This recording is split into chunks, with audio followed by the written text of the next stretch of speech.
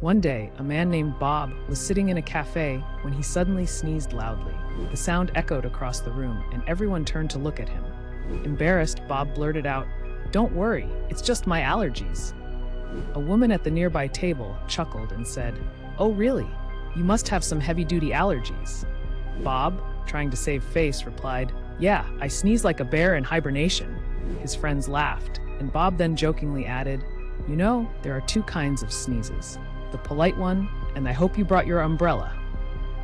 Just then, he sneezed again, louder than before. A patron nearby shouted, "I think we need a sneeze shield over here."